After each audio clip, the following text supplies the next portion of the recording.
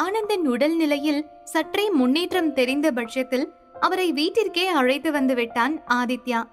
காலையில் பிரசாந்தை சந்தித்துவிட்டு வீடு திரும்பிய லாவண்யா அன்று மாலை ஆதித்யாவும் ஆகாஷும் தங்கள் தந்தையின் அறையை விட்டு வெளியே செல்லும் வரை ஜன்னலை பார்த்து அழுது கொண்டிருந்தார். அவர்கள் வெளியே சென்றதும் அந்த அறை பால்கனிக்கு சென்றவர் உடனே தன் சகோதரனிற்கு அழைப்பு விடுத்தார். ஹலோ அண்ணா, நான் லாவண்யா பேசுறேன். சொல்லுமா, எப்படி இருக்க? உன் புருஷன் எப்படி இருக்கான்? என்னத்த சொல்றது, இனிமே அவரை காப்பாத்துறதே ரொம்ப கஷ்டம்னு டாக்டர் சொல்லிட்டாங்க. 2 வருஷமா ஒரே பதில் தான் சொல்றாங்க. ஆனா வருஷம் தான் ஓடிக்கிட்டு இருக்கு. என்ன அண்ணா நீங்க பேசுறீங்க? அவரை விட்டா எனக்கு வேற யாரு இருக்கா? ரொம்ப கஷ்டமா இருக்கு. என்னம்மா ஃபீல் பண்றியா? 2 வருஷமா நீ தானே அவரை கஷ்டப்பட்டு பார்த்துட்டு இருக்க. நியாயமா உன்னை பார்த்துதாம எல்லாரும் கஷ்டப்படணும். அதை விடுங்க, நான் உங்களுக்கு போன் பண்ண விஷயமே வேற அண்ணா. ஆமாமா, நானும் கேட்கணும்னு நினைச்சேன். நான் சொன்ன மாதிரி அந்த பிரசாந்த போய் பாத்தியா? பார்த்தேன் அண்ணா. ஆனா நாம எதிர்பார்த்த மாதிரி எதுவுமே நடக்கல. ஆனந்தன் அவரோட எல்லா சொத்தையும் அவரு மூத்த பையன் ஆதித்யா மேலதான் எழுதி வச்சிருக்காரு. ஐயோ, என்னம்மா சொல்ற? ஆமாண்ணா, எனக்கும் ஒண்ணுமே புரியல. இத இப்படியே விடக்கூடாது. நாம இவ்வளவு கஷ்டப்பட்டது எல்லாம் இதுக்குதானா? நாம ஏமா ஆதித்யா கிட்ட டைரக்டா கேட்டக்கூடாது? அவன் கிட்ட கேட்டா இப்பவே சொத்தெல்லாம் எதுவும் வேண்டான்னு சொல்லி தூக்கி எறிஞ்சிருவான். ஆனா எனக்கு அதுல உடன்பாடு இல்ல.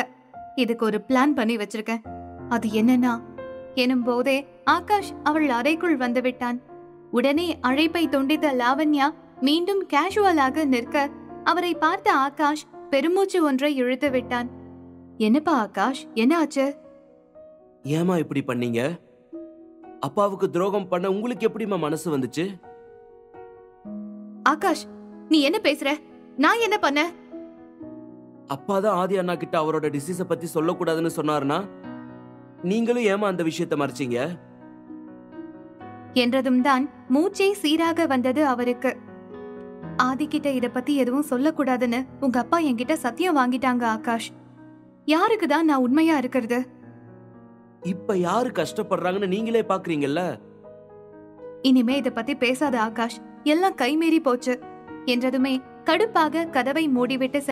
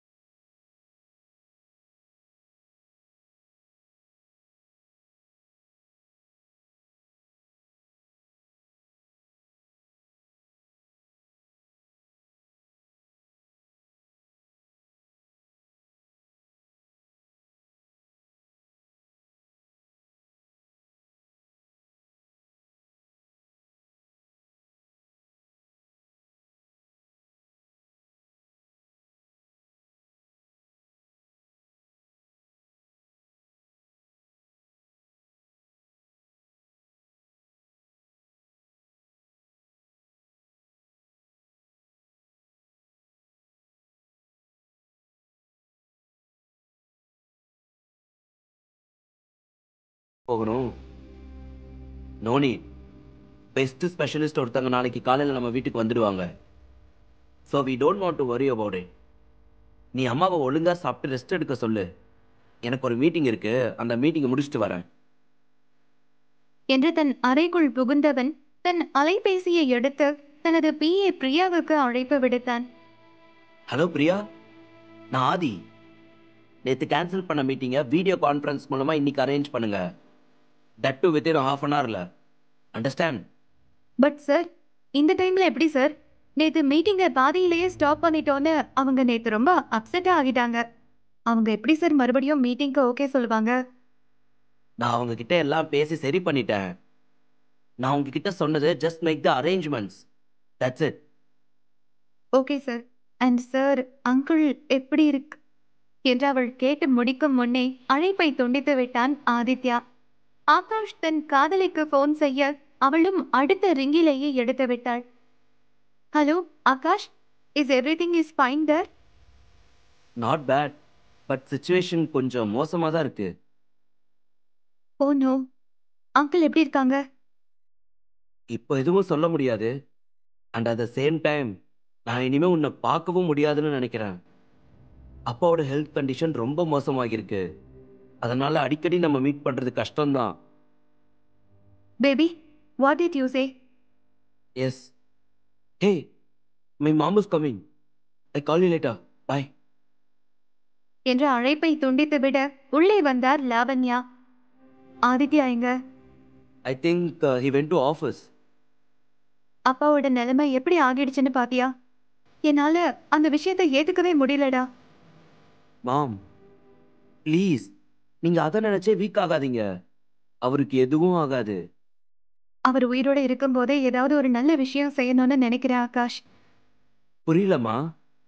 ஆதியும் வரட்டும், வந்ததும் நான் என்னன்னு சொல்றேன் என்று கூற ஆகாஷ் ஒன்றும் புரியாமல் குழம்பி போய் நின்றான். வீட்டிற்கு வந்த நிலா தன் அறைக்குள் சென்று அமர்ந்து கதறி அழத் தொடங்கினாள்.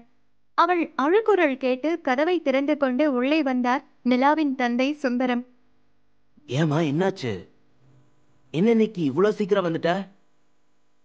உடம்பு சரியில்லைப்பா, அதான் வந்துட்டேன் உடம்பு சரியில்லையா? என்னடா ஆச்சு உனக்கு?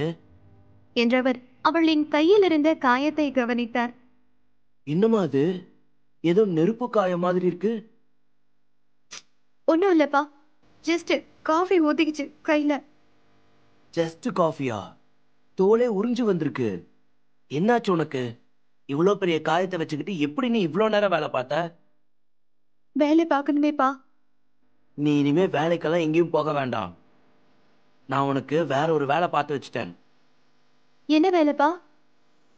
நேரா போனா உனக்கே தெரியுமா என்றவரின் தோளில் சாய்ந்து கொண்டாள் நிலாழினி அவர் மீதுள்ள நம்பிக்கையில்.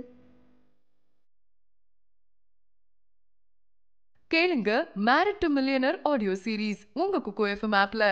Download the app now.